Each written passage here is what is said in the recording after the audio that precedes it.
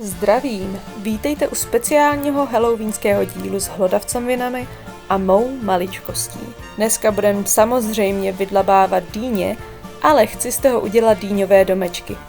Co budeme potřebovat? Tak bude to samozřejmě okrasná dýně, nůž, dlabací lžíce, nějaký talíř na zbytky a prkínko. Jak jinak než na řezání.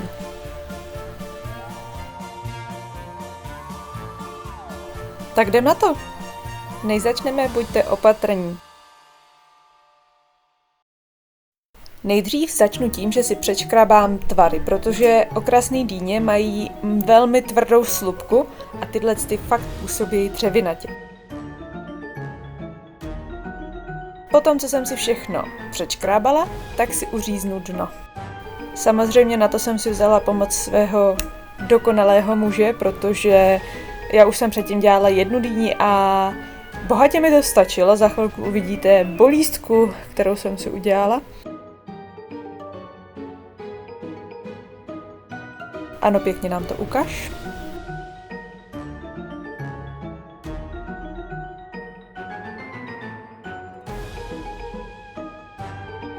No a konečně se dostáváme k vyřezávání. To už si vezmu na paškál já.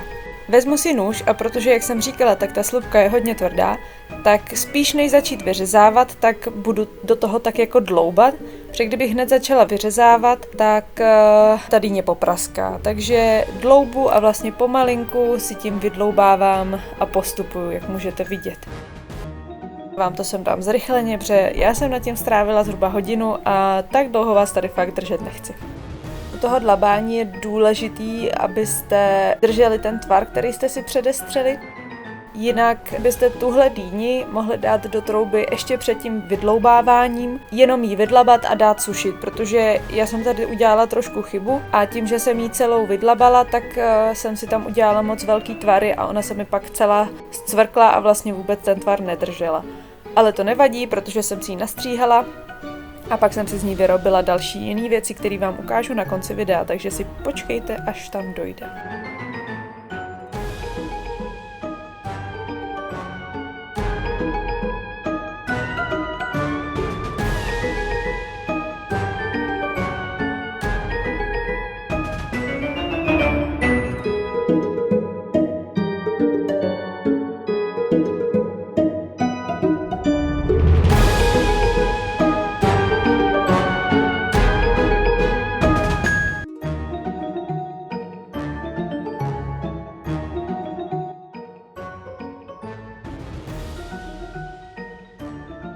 Je lepší, pokud máte někoho staršího, vzít si ho sebou, protože když se říznete, tak jak vidíte, za jedno mě se udělaly puchýře, ale můžete se i říznout, takže pokud ještě třeba nejste zletilí nebo si na to nepřijdete tak zručný, tak se nestyďte vzít si někoho na pomoc, jako já.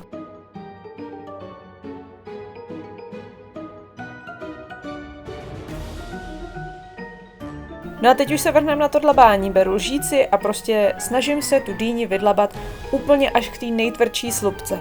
Jo, neměla by tam zůstat žádná dužina, protože ta by nám to potom jako kazila a stahovala. Takže fakt se to snažte vydlabat až jako co to půjde a to je tak nějak všechno. Takže dlabeme. Však to znáte. Dejte si u těch dýní pozor, protože ve špičce je té dužiny víc. Takže já se pak na to později vezmu menší lžičku a tou se fakt snažím to vydlabávat úplně. Vlastně, když se podíváte, je tam taková, že jo, ta barevná vrstva, pak trošku zelená, ta je fakt tvrdá jak dřevo. A potom je už taková ta nažloutější, tak tu všechno se snažíme dostat pryč, co to půjde.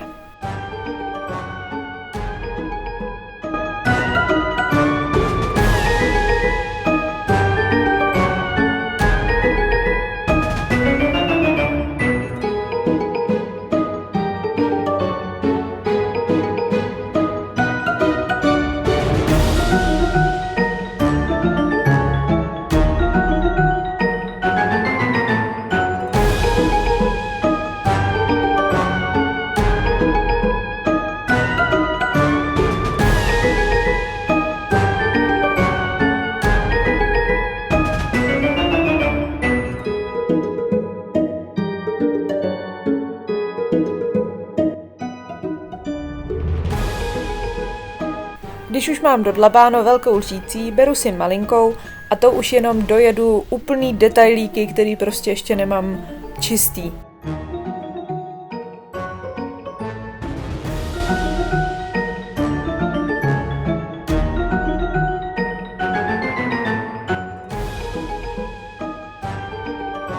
Nakonec si ještě vezmu nožík a tím pořádně dočistím ty kraje. Jak říkám, tahle dýně se mi nepovedla, protože jsem si ty tvary udělala moc velký a špatně jsem si ji vycpala. K tomu se za chvilku dostanem. Takže všechno, když to usušíte, se dá potom vystříhat. Je na vás, co je vám příjemnější.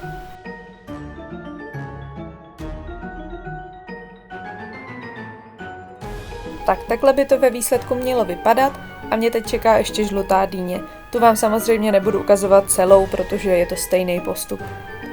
Tady už ji mám krásně vydlabanou, udělala jsem si díru i ze spoda a protože jsem si ji správně vycpala, tak se mi nescvrkla. Ale nebojte se, pokud se vám dýně nepovede a nevznikne vám domeček podle vašich představ, nic se neděje, vždycky si tu dýni můžete rozstříhat a udělat si takovýhle návěsný věci, který ty hlodavce taky zabaví. Skvělý je, že to je všechno jedlý, že se na tom trošku obrousí zuby. A taky když odřežete to dno, jako já u té žlutý i zelený dýně, tak vám zbyde takovejhle zbyteček, který samozřejmě nevyhazujte, normálně ho vysušte, taky trošku vydlabejte a pak vám zbyde buď mistička, anebo zase něco na pověšení. No a teď už si jen poslední dýně, co jdou na sušení při párátku. Dělám to proto, aby mi přesně drželi tvar, taky to vycpu pečícím papírem.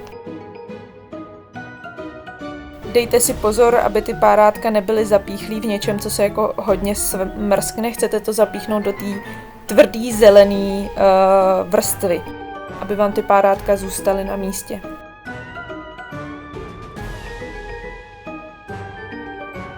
A věřte mi, není to nic moc lehkýho, ale poradíte si.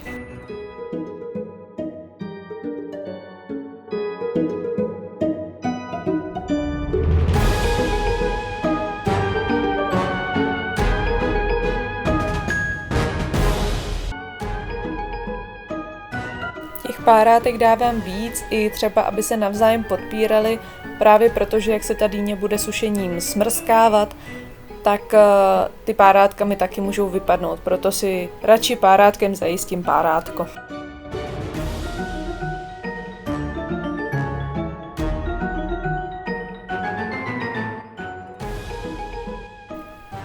No a teď už jen to slibované sušení. Použijte airfryer nebo troubu nebo sušičku na ovoce, jestli doma máte. Dejte to na nižší stupně, třeba 100 stupňů Celsia na 30-45 minut. Potom to zkontrolujte a když ještě to nebude dostatečně suchý, klidně to tam hoďte na delší dobu. Cílem je tvrdá skořápka. Jak to dopadlo?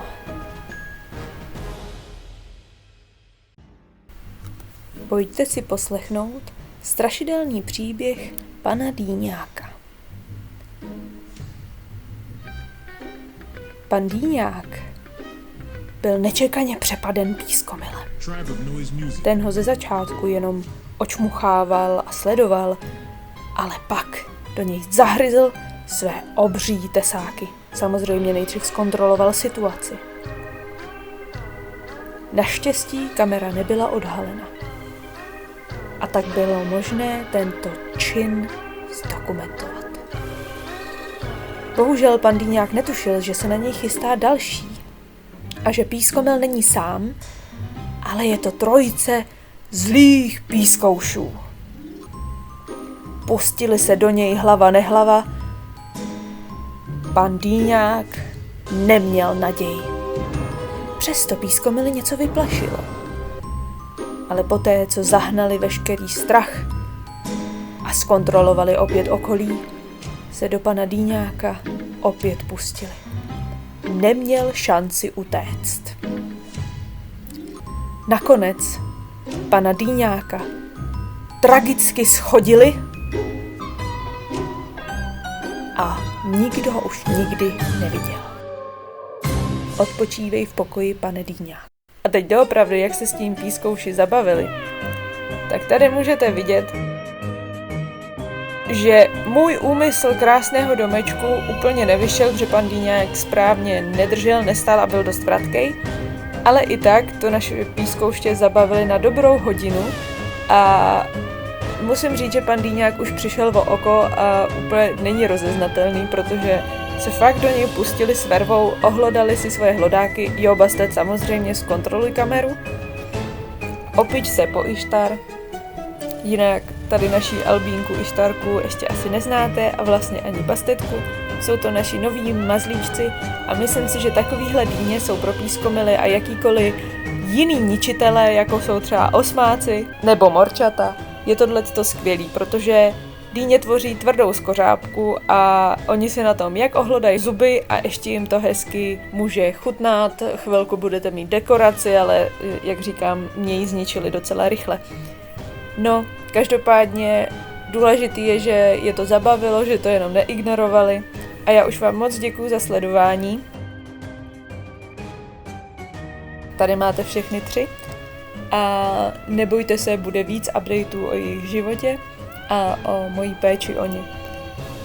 Já už vám jen děkuju za sledování, dejte prosím like nebo dislike, to je na vás, odběr a zvoneček a jukněte na nějaký další video. Třeba tohle.